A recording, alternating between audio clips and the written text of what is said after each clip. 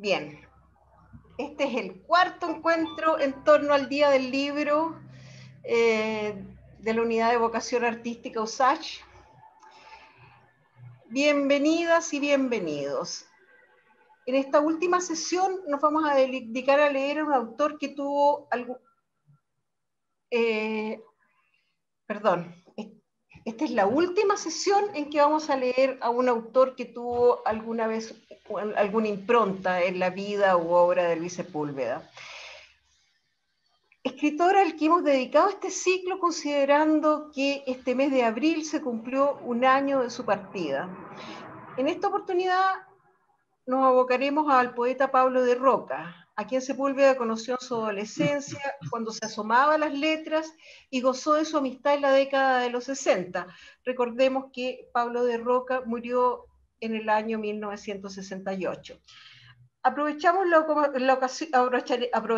esta ocasión para conversar acerca de la década de los 60 precisamente, pero antes de entrar en materia y a propósito de los escritores que hemos leído esta semana, quiero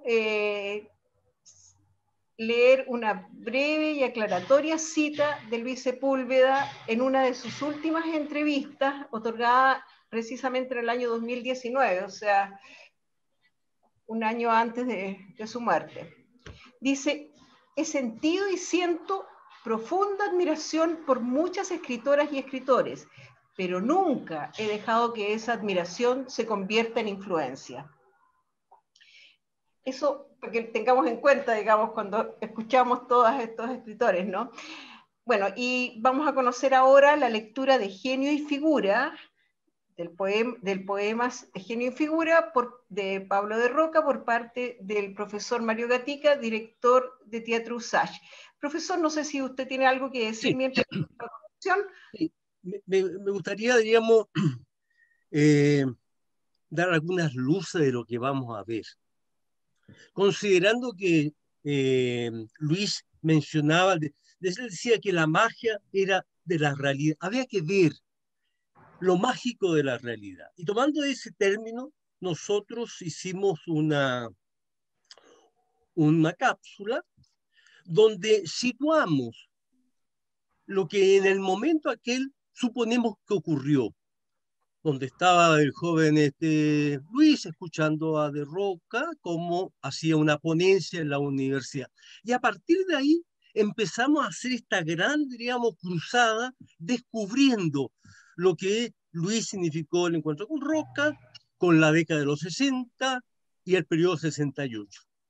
Sabemos Listo. claramente que estamos dentro de lo posible y lo probable de lo que vivió Luis. Adelante, profesor. Ya, vamos a compartir pantalla entonces. Perdón. Quisiera que me dijeran si se ve en la pantalla Sí, lo que se tiene que ver, ¿sí? se ve. Se está bien. Tu dinamismo.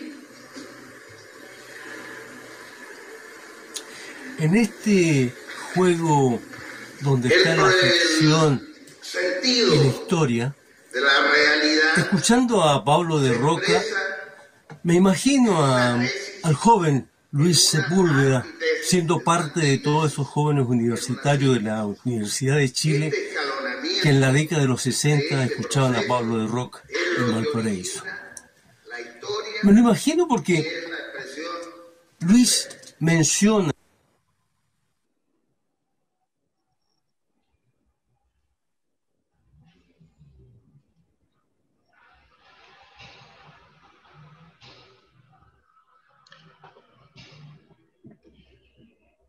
Vamos a compartir de nuevo pantalla.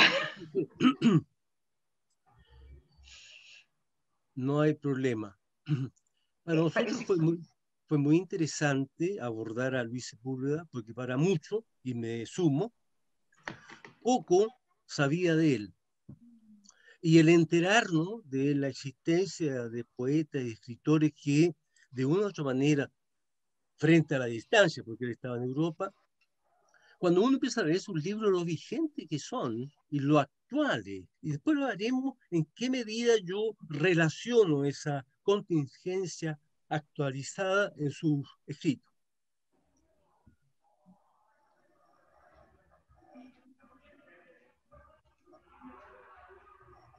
Este debe ser el fantasma de Roca, ¿eh? Que apareció, lo que decíamos. Había un mito, una de las cosas que decía de Roca a todos aquellos que de alguna manera lo detestaban, que yo me iré, pero no me olvidarán jamás. Y tiene razón. Fue un hombre que tenía una fuerza y un dinamismo que llamaba a acogerlo como gran amigo o tenerlo distante porque el tipo era un bravucón. Desde ese aspecto diría que eso es lo interesante, ¿no? Mostrar la humanidad del escritor. Dígame, profesor. Estoy en condiciones de nuevo. Ya, perfecto. La tercera la vencida. que origina su dinamismo. En este juego donde está la ficción y la historia, de la realidad, escuchando a Pablo de Roca, me imagino al joven Luis Sepúlveda siendo parte de todos esos jóvenes universitarios de la Universidad de Chile que en la década de los 60 escuchaban a Pablo de Roca en Valparaíso. Me lo imagino porque Luis menciona a Pablo de Roca como uno de sus grandes inspiradores. Y en este juego de la ficción, por un instante me veo a Luis en algún café o boliche de Valparaíso, leyendo a solas un poema de Pablo, Genio y Figura. Yo soy como el fracaso total del mundo, oh pueblos. El canto frente a frente al mismo Satanás dialoga con la ciencia tremenda de los muertos. Y mi dolor chorrea de sangre la ciudad. Aún mis días son resto de enormes muebles viejos. Anoche Dios lloraba entre mundos que van así, mi niña, solos, y tú dices te quiero. Cuando hablas con tu Pablo sin oírme jamás. El hombre y la mujer tienen olor a tumba, el cuerpo se me cae sobre la tierra bruta, lo mismo que el ataúd rojo del infeliz. Enemigo total, aúllo por los barrios, un espanto más bárbaro, más bárbaro, más bárbaro que el hipo de 100 perros botados a morir. Este poema de Pablo era uno de los que Luis lo tenía como su gran inspiración. Aún así, Luis seguía a este maestro, aunque ese maestro en algún momento, el joven Luis, le pasa a Pablo su crepusculario de la tristeza para que le dé su opinión. Pablo de Roca, en su actitud omnipresente, le dice que prácticamente lo que él escribe es una huevada, pero sí le asegura que puede llegar a ser un gran, talentoso poeta y escritor. Y así es. Hago esta relación con Pablo de Roca en ese discurso del año 60 y Luis, para decir que la poesía y la escritura van unidos siempre, y más aún cuando uno tiene como un maestro al cual poder proyectarse. Pablo de Roca, 1960, y un joven Luis tratando de hacerse camino en este campo o en este oficio tan difícil que es la poesía y la escritura.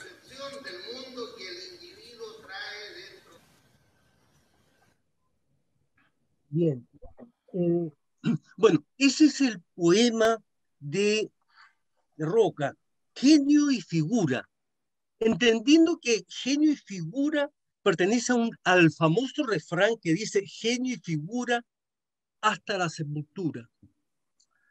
Lo que quiere decir, ¿no? Y yo creo que ahí Luis le interesó, porque si este refrán hecho poesía, lo publica el año 1916, se supone que ya Luis lo había requete contra leído. Y si era genio y figura y nos referimos al refrán, quiere decir que este planteamiento que tenía de Roca era un pensamiento que nacía, crecía, se formaba y moría. En otras palabras, estaba llamando a un acto de convencimiento. Hay muchos que han hecho genio y figura. Está el genio y figura de Sábato, está el genio y figura de Sor Teresa. O sea, todos tienen su genio y figura para decirle a la humanidad: yo soy así. Y si es así ese Pablo de Roca, obviamente que Luis, con sus 16 o 17 años, ante un hombre de 70, tenía ante sí a un hombre que le daba el sentido de la convicción. Y estaba hablando con Pablo de Roca, que ya lo conocía. No hablaba con Pablo de Neruda, que también existía. Lo que pasa es que Pablo de Roca le daba a él la confianza, pese a que le había dicho que sus escritos valían callampa o valían una hueva, pero le daba la convicción y casi la sentencia que usted, pese a lo que escribe, que son puras cagadas, va a tener un futuro. Siga así, sea honesto, que va a ser un gran poeta y escritor. Yo creo que eso fue lo que cautivó. Y si uno se remonta un poco a sus 16, 17 años, el anhelo que uno tiene es tener un tipo mayor, que generalmente no es el padre, es el tío, el abuelo o el vecino, que tiene una actividad distinta, que le dice a uno: tu camino es este, chico, y hazlo. Y es tanta la fe que ese ser pone, que a uno lo convence y dice: sí, es verdad. No olvidemos que Luis tenía a su padre, que era cocinero, su madre, que era enfermera. Y tenía dos tíos abuelos, uno anarco, y otro también había sido militante de las fuerzas progresistas de España. Y esos viejos le dijeron a él, y eso es la importancia. Y creo, y no equivocarme, creo que para Luis sus 16 años son importantísimos.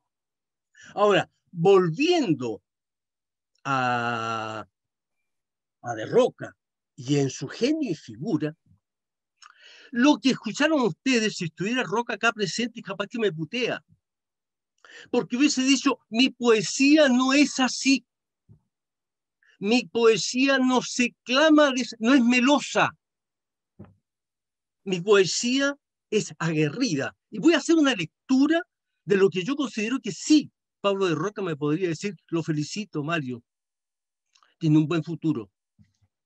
Dice: yo soy como el fracaso total del mundo. Oh pueblos, el canto frente a frente al mismo Satanás. Dialoga con la ciencia tremenda de los muertos.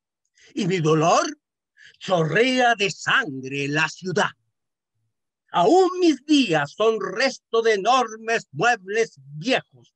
Anoche, Dios, lloraba entre mundos que van así, mi niña, solos. Y tú me dices: ¿te quiero?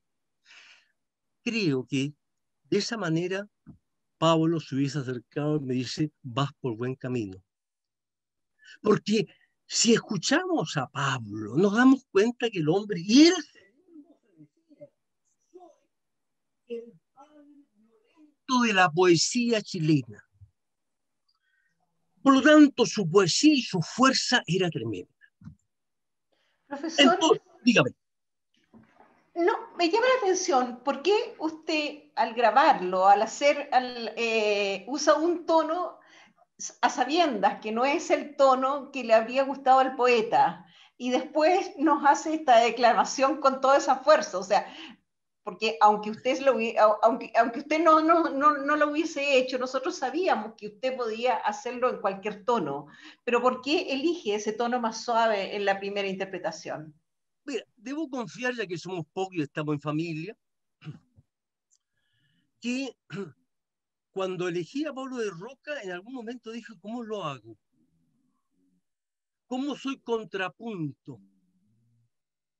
Si me decía, si yo partía haciendo la cápsula con esta vehemencia, que también no corresponde a Roca, pero por lo menos desarticulo el fraseo o lo hago asimétrico en su movimiento, no tendría argumento para después. Entonces dije yo, hago la típica poesía de la lectura típica que cualquier individuo podría hacerla, no conociendo al autor.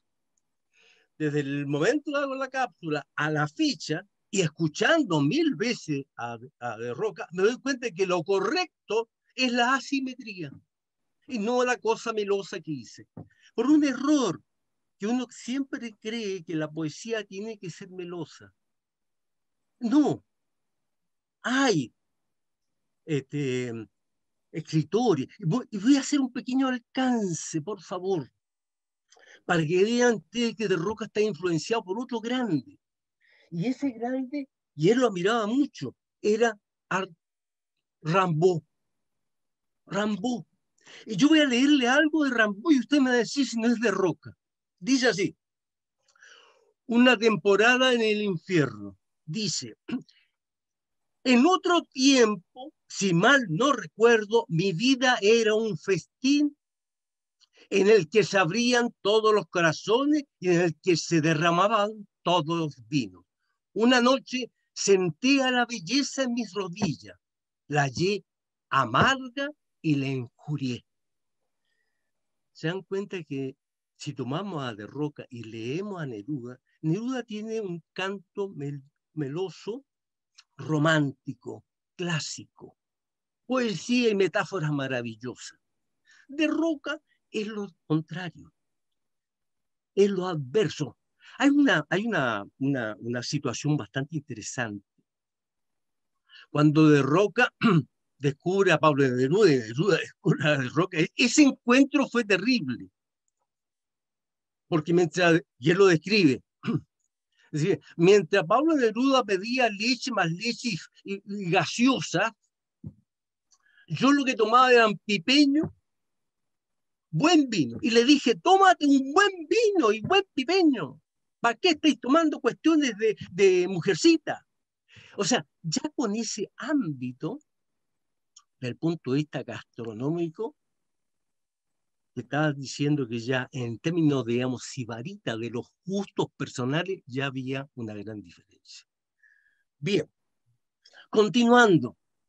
Ahora vamos a ver, esta influencia de Roca lo lleva seguramente a Luis a ir indagando en él y conociéndolo más. Y hay un hecho importante que yo creo que le significó mucho a Luis, fue que pese a lo contrario que tenía, digamos, de relación con sus pares de Roca tuvo la posibilidad, mediante el gobierno de Juan Antonio Ríos,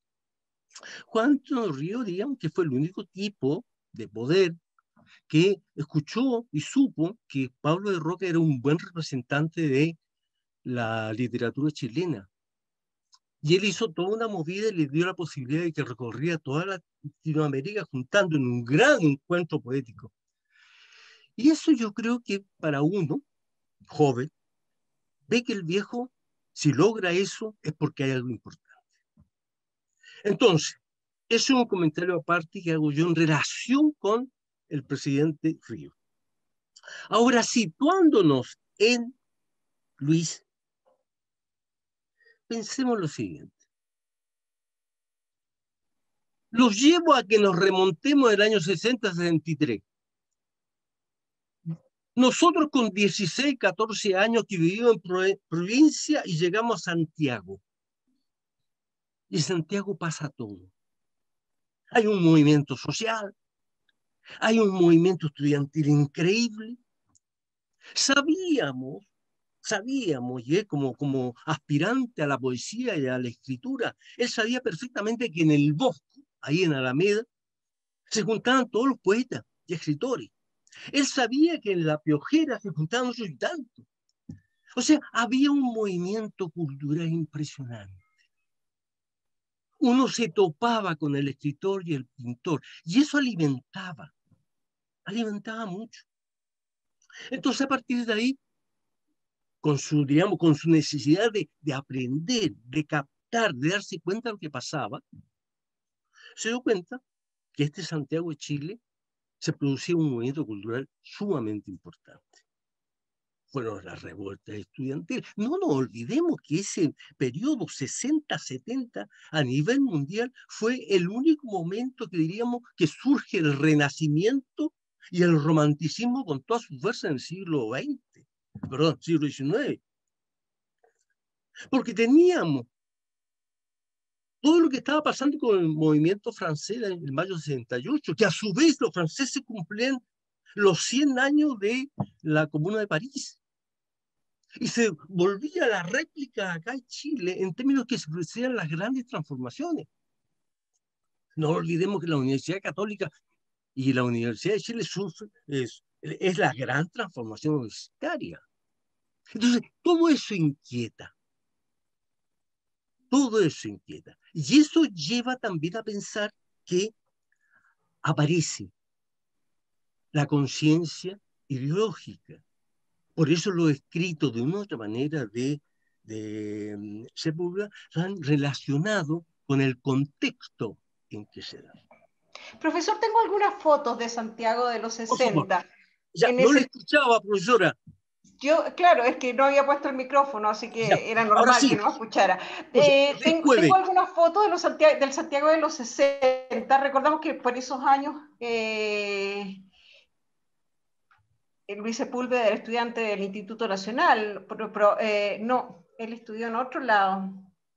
No me puedo acordar ahora cuál, pero era un estudiante santiaguino que vivía en la comuna de San Miguel, ¿no? Ya, un momentito que les voy a mostrar las fotos, espero que no dar el mismo espectáculo de recién, ¿no? No.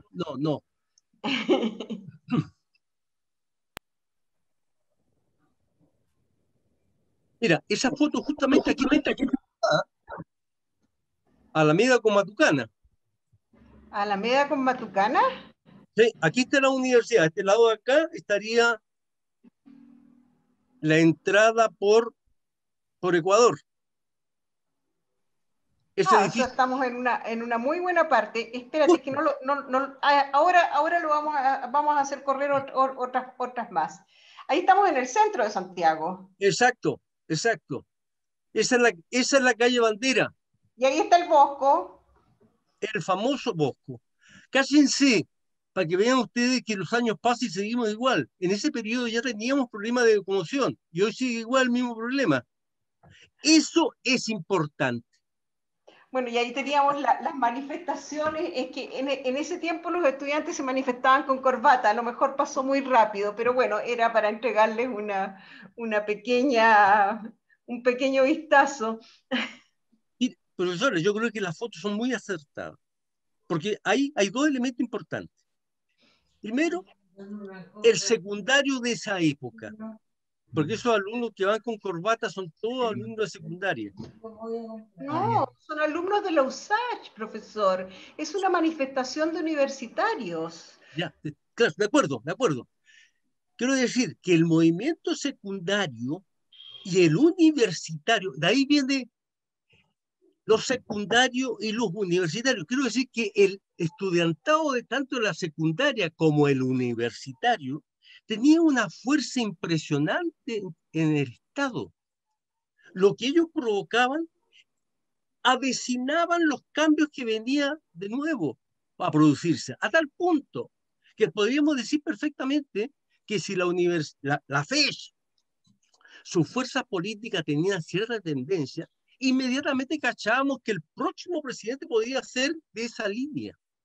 Ahí está la presencia.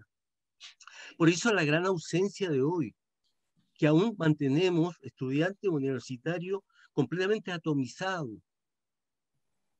No es el estudiante del año 68. ¿Por qué no es? Porque el año 68 el estudiante transitaba por sus calles con los libros en la mano. Aparte de sus libros del colegio, llevaba lectura que me hizo. ¿Por qué? Porque estaba la editorial Quimantú, había una cantidad de editoriales que no tenía la posibilidad de tener acceso a la altura. Y aquí es un punto importante, y es un poco lo que también nos lleva a Luis. Y él dice, una parte voy a leer. Profesor, si usted se aleja hacia ese lado, no capta su micrófono, así que no le escuchamos nada. Perfecto, perfecto. Él dice, en algún momento, dice, contar bien una historia y no cambiar la realidad, porque los libros no cambian al mundo, lo hacen los ciudadanos que lo leen. Eso es bellísimo. Bellísimo. A lo mejor hay algunas preguntas o algunos comentarios de parte del público. De repente sería interesante saber si hay alguien que quiere intervenir o preguntar algo. Diga, profesor. Bucci. Yo le preguntaría al profesor que me ampliara esa visión de los alumnos de los 60. Que ha dicho que me lo amplíe, me lo ilustre más, si es que se puede. Por supuesto, todo se puede cuando hay voluntad, decía Albert. Por supuesto, profesor. Mire, yo le voy a decir personalmente, yo en el año 67 era estudiante de tercero medio. Después entré a la universidad. En el año 68 se me dijo a mí en un momento dado, en Brasil quedó la crema, golpe de Estado. ¿Sabe quiénes están en la plaza de armas? No. Los exiliados de Brasil. Y todo el liceo Amunátegui, yo estudié en el liceo Amunátegui. Y creo que Luis estudió en el Lastarria o en el barrio Burgoño. Yo estudié en el liceo. Luis al final fue al Instituto Nacional, pero antes de eso estuvo en uno de estos colegios laicos que tenían que ver creo que con la sociedad de educación, estos colegios laicos, laicos masones. Entonces no me acuerdo del nombre, ¿para qué voy a mentir? Si alguien se acuerda, se lo agradecemos. Ya. Volviendo a aquello, profesor, la curiosidad del joven de los años 60, 67, 68, y esa es la importancia, es que la educación que teníamos era amplísima. Era amplísima. Yo estudié en el Liceo Amunátegui, que era fiscal. Tenía como ejemplo francés, inglés, y optativo tenía italiano y ruso, y alemán, 5. Y le puedo asegurar que en los 5 habían alumnos. Tenía una sala de teatro que era un tachito pequeño, casi barroco francés. Había una inquietud. ¿Pero por qué estaba la inquietud? Porque ahí habían grandes pensadores. Mi primer filósofo fue Marcuse, Herbert Marcuse. Trabajé como ascensorista del Radio Portales y con lo primero que tuve me compré Herbert Marcuse. ¿Y por qué? Porque en el curso tenía un compañero que un día le dijo a la profesora de filosofía, ¿puedo hacer una exposición sobre Marcuse? Y yo caché cómo era posible que este cabro de tercero medio me interesó. Entonces todo el mundo se interesaba. El no leer era casi mal visto. El no andar con un libro era decir, ¿se da cuenta cómo está al revés la cuestión? Entonces había una curiosidad. Después estaba todo el movimiento hippie. Después estaban las canciones que tenían un contenido social muy importante. Y después estaba el movimiento francés. O sea, sabíamos, nos interesábamos, había una efervescencia, no podíamos ser ajenos a lo que pasaba. Y otra cosa importante, profesor, era que yo saliendo de cuarto medio tenía todas las posibilidades. Podía ser profesional, técnico, artesano, artista o hippie. Y yo sabía que ninguno de los 5 me iba a fracasar. Yo iba a salvar, yo iba a ser alguien. La ruptura que se da después es cuando al estudiante, tanto universitario como secundario, lo castran, le sacan todas las posibilidades y le dan una. Usted tiene que ganar dinero, punto. Y ahí se produce la fractura. No sé Es si lo que, respondo, pero yo creo que es- eso para mí es lo que me provocó acercarme a la lectura y saber un poco más de lo que me enseñaba en el colegio, que ya era. Entonces, eh, Muy ilustrativo, profesor. Le agradezco, muy ilustrativo. Me ha dado una panorámica fantástica. muchas gracias, gracias. Eso indica que estoy haciendo sinapsis. Muy el bien, muy contraste bien. con ese Chile es el que es al que alude Luis Sepúlveda cuando habla de este Chile convertido en un remedio de Miami después que él vuelve una vez recuperada la democracia, y además de eso después llama la atención cómo esto se va ahondando, ¿no? O sea, él mismo decía que había, claro, tú dices, estudiaste ruso en la enseñanza media, él decía que había salido con 3 idiomas del Instituto Nacional, cosa que en estos momentos no sucede ni a la salida de la universidad. No, Entonces, no. eso es un O- contraste Otro bien. alcance. Imagínense enseñar ruso. Enseñar ruso. Una maravilla enseñar ruso. No, Sin pero mira, idioma. pero más allá de la enseñanza, porque mira, habían otros profesores. Y era el profesor que te escuchaba. Yo tuve un profesor de historia que gracias a ese profesor de historia puede cachar mucho. El viejo profesor de historia, con su viejo abrigo, llevaba aviones en los bolsillos. Y cuando pasábamos a la Segunda Guerra Mundial, era así, ¡ahí viene! ¡Al suelo! Y todos iban al suelo. Y dábamos vuelta los pupitres, porque él hacía, o sea, creíamos. Eso es importante. Cuando el alumno no le cree al profesor, es porque el profesor no está entregando estímulo. Entonces, Esa es una gran verdad.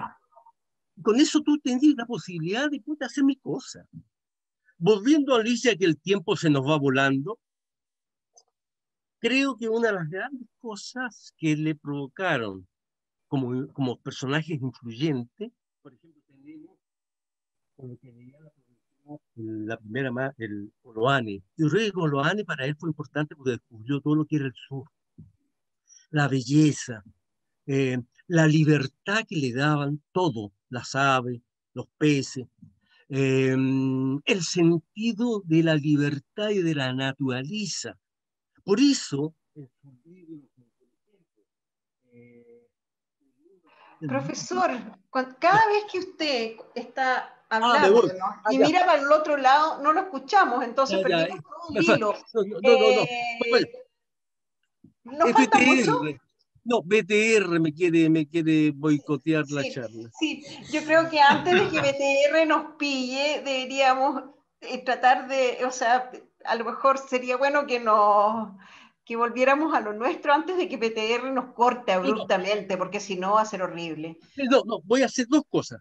Para tomar a Coloane, que como quien, digamos, el gran inspirador que lo ayudó, o sea, no lo ayudó, le permitió acercarse a lo que es la belleza de la naturaleza más salvaje, porque él hace en su libro El mundo, el fin del mundo, él hace alusión de lo que significa el viento, el contacto con la naturaleza más salvaje, pero no dañina, no mortal, porque él dice, yo salí a sentir el viento, aunque me decían, ten cuidado, cabro, que el viento es tan fuerte que te puede rajar la cara. Y eso no le importó porque quería sentirse vivo. Y Coloane lo llevó para allá. Pero Coloane también le dijo, ojo, cabro, tenés que cachar lo que pasa en realidad. Por eso, el libro El mundo al fin del mundo es una postura crítica. Yo diría que él se adelanta a todo lo que es el movimiento ecológico. Por eso se hizo amigo y trabajó con Greenpeace.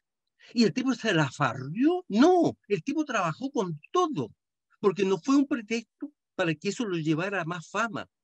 Fue consciente.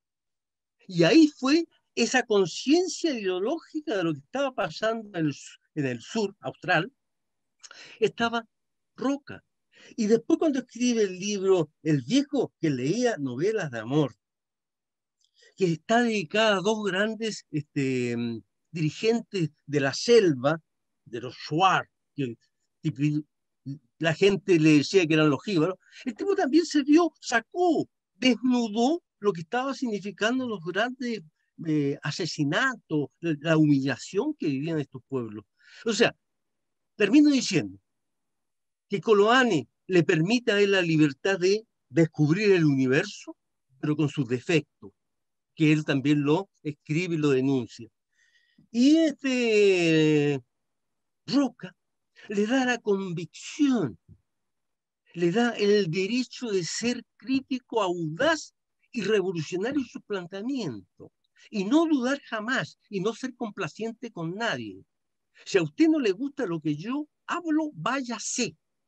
Yo no voy a cambiar para darle a usted comodidad de decir, menos mal que alguien habla algo que a mí no me afecta. Son dos cosas, dos pilares fundamentales que Luis logró como esponja captar. Y creo que si no hubiese ocurrido lo que pasó el año pasado, creo que hoy Luis estaría acá y estaría escribiendo acerca, de ejemplo, del daño, de la violencia contra el pueblo mapuche. Estaría ahí, cachando qué es lo que pasa realmente. Estaría en Petorca, denunciando quienes roban el agua, porque él hacía una suerte de novela periodística. Sus relatos están llenos de hechos reales. Por eso él dice claramente la magia de la realidad. A diferencia de lo que podría escribir, no sé, la Isabel Allende, que hay un realismo mágico que puede estar ubicado en cualquier parte, pero que también es crítico. Pero no tanto cuando la magia de la realidad, que no la tergiverso ni tampoco la interpreto, solamente rescato, la muestro con una pátina, ¿no es cierto?, para que no sea cruel y trágica. Creo, no sé, a mí me encantó, yo estoy completamente contento de esto, me dediqué a leer como loco, me interesó Luis, no lo conocía, y quiero, para Yes. finalizar, profesora, tomarme la licencia de decir que entre el año pasado y a la fecha se nos han ido, primero, Uribe, que murió el 23 de enero y murió por la cuchara. Por lo tanto, como no fue de COVID, nadie habló de él. Mímica, que hará unos tiempos atrás, y Rosasco. O sea, 4 escritores. 4. Solamente va a decir. Y todos de una manera menos, o sea, Uribe también, de una generación que si no permitimos que los alumnos, la juventud o nosotros mismos leamos, de aquí a 20 años más, el escritor, el poeta, va a ser un personaje digamos, de estatua prehistórico. Diga, profesora Rubí, ¿iba a decir algo? Ya. Eso, profesora Marcela, no sé si usted quiere decir algo, no sé. No, más que nada agradecer y destacar la importancia del análisis que usted hace en cuanto a estos dos escritores que marcan de alguna manera las inquietudes de la juventud y un poco la escritura hacia adelante de Luis Sepúlveda, que es por un lado Francisco Coloane, a quien él declara el escritor que más admira, y Pablo de Roca, que amplía sus perspectivas literarias. Entonces, Ernesto va a agregar. Sí, Profesor profesor Ernesto. Ernesto. No, yo no voy a agregar mucho, en realidad yo voy a consultar un poco, porque en realidad Pablo de Roca, para todos aquellos que estamos un poquito ligados a la literatura, lo vemos como una disputa permanente con Pablo Neruda. La disputa permanente con Pablo Neruda que se da cuando son miembros del Partido Comunista, ellos, ¿no? Y allí los poetas están divididos. Unos son nerudianos y otros son de Pablo de Roca.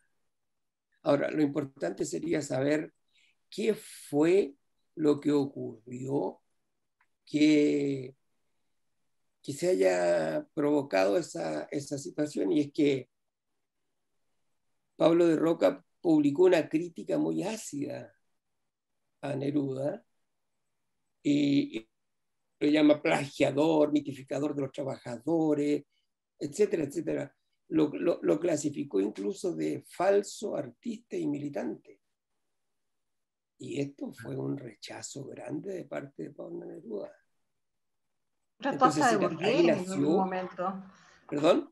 Lo trató hasta de burgués en algún momento, lo cual no podía ser sí. peor insulto en esos años. Exactamente, exactamente. Entonces, curiosamente, la gente no perteneciente al círculo del Partido Comunista, que eran ligados a la literatura, se van al lado de Pablo de Roca. Y yo creo que allí es donde entra Luis Sepúlveda.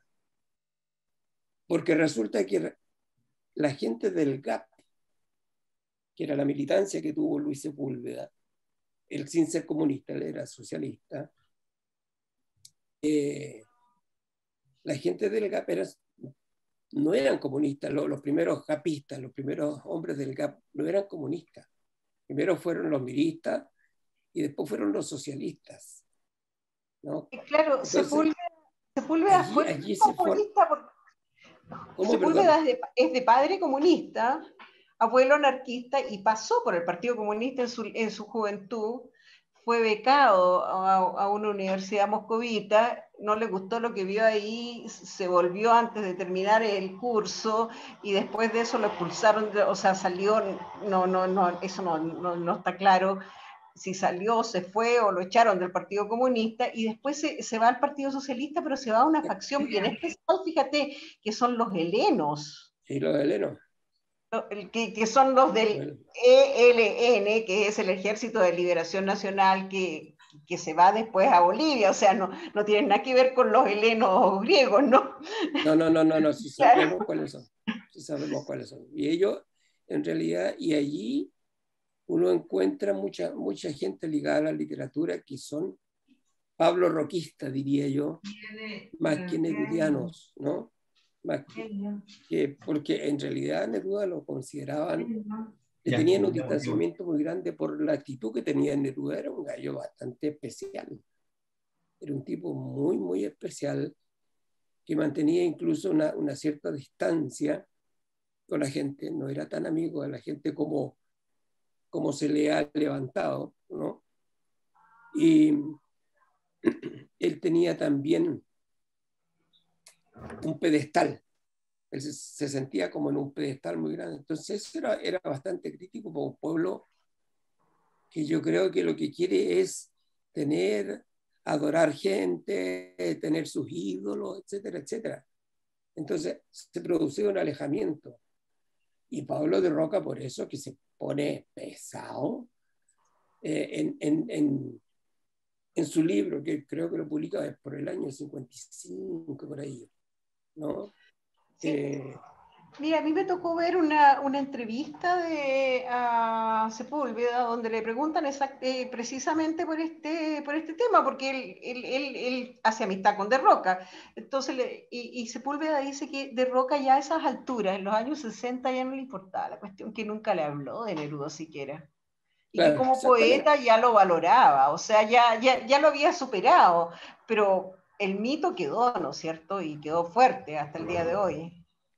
Y la otra cosa que yo creo que hay que destacar es Pablo de Roca, es que él se suicidó.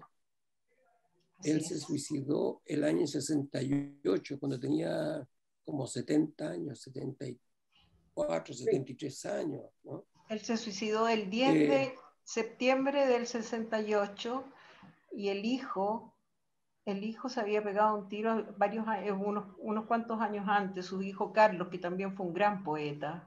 Carlos de Roca, en este momento hay muchos escritos y mucha valoración al trabajo de Carlos de Roca. Claro, y el padre quedó muy afectado, muy afectado, y no pudo soportarlo. Creo que como a los 5 o 6 años él se suicida. Oye, frente a lo que dice, lo que pasa es que la división que se produce, bueno, hay que partir de la base que el Partido Comunista fue, y quizá lo siga siendo, uno de los partidos que más escritores, poetas tuvo, tiene, todos, lo de Ateite, y empezamos a sumar, son N. Lo que pasa es que Pablo Neruda fue el elegido. Y hay una relación interesante, porque se decía que en ese tiempo no podían haber dos Pablos. O era uno o era el otro. Y el elegido, el protegido, el canciller, el embajador, el que después trajo el Winnipeg y todo aquel, era Pablo Neruda. El travieso, el irreverente, el que no se quedaba callado, que no era un militante obediente, era de Roca. Entonces hubo una fracción entre aquellos que eran comunistas, leninistas, moscovitas, y aquellos que eran comunistas, maoístas. Y de Roca era marxista, leninista, maoísta. Por lo tanto, una corriente completamente distinta a la moscovita. Entonces, había un problema político serio de ideología y de dogma, fuera que cada uno de ellos prequería. Pero hay una cosa que mira, yo le saco el sombrero a De Roca, que empieza a pasar hambre, ¿eh? Porque el tipo vendía sus libritos a cambio de zapatos, calcetines, ropa, comida. Y él decía, yo soy así, porque así me gano la vida y no le debo un peso a nadie. Y a nadie tengo que pedirle muchas gracias por lo que hiciste conmigo.